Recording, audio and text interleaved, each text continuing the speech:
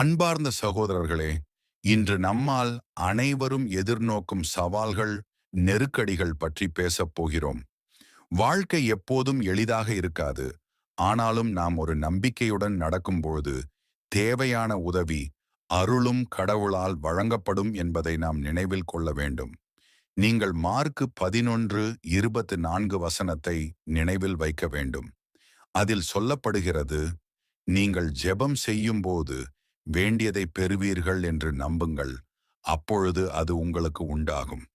சகோதரர்களே, இது வெறும் வார்த்தை அல்ல, இது ஒரு உண்மையான வாக்குறுதியாகும்.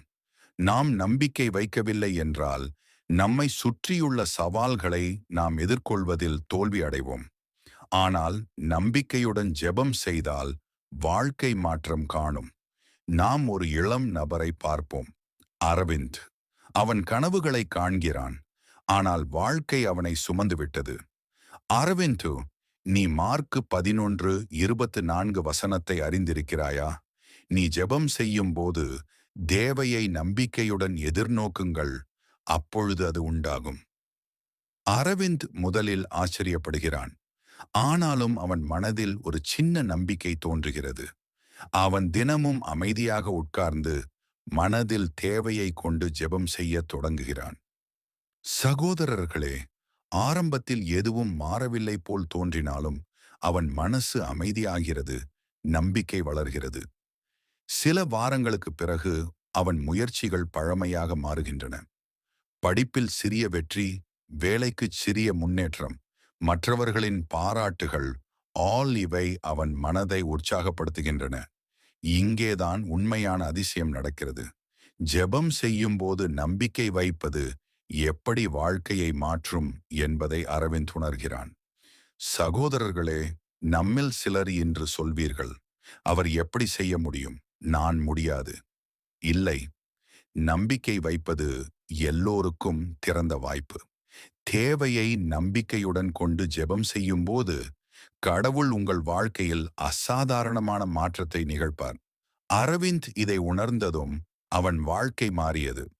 தவறுகள் இருந்தாலும், சிக்கல்கள் இருந்தாலும் அவன் நம்பிக்கையுடன் ஜெபம் செய்து வெற்றி அடைந்தான்.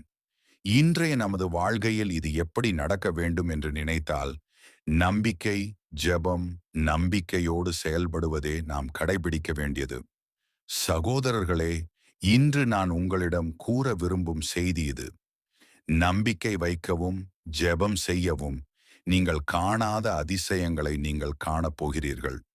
கடவுள் உங்களுடன் இருக்கிறார், உங்கள் தேவைகளை அறிந்து காத்திருக்கிறார், உங்கள் நம்பிக்கையுடன் நடக்கும் செயலை போற்றுகிறார். நாம் நம்பிக்கை வைக்கிறோம், நம்மை நம்புகிறோம், கடவுளை நம்புகிறோம். இதுவே நம் வாழ்க்கையில் அதிசயங்களை கொண்டு வரும் சக்தி. நம்பிக்கையுடன் நமது தேவைகளை மனதில் கொண்டு ஜெபம் செய்யுங்கள். நான் உங்களுக்கு உறுதி செய்கிறேன், தேவையானதை நீங்கள் பெறுவீர்கள். இதுவே வாழ்வில் உண்மையான மாற்றத்தை தரும் சக்தி.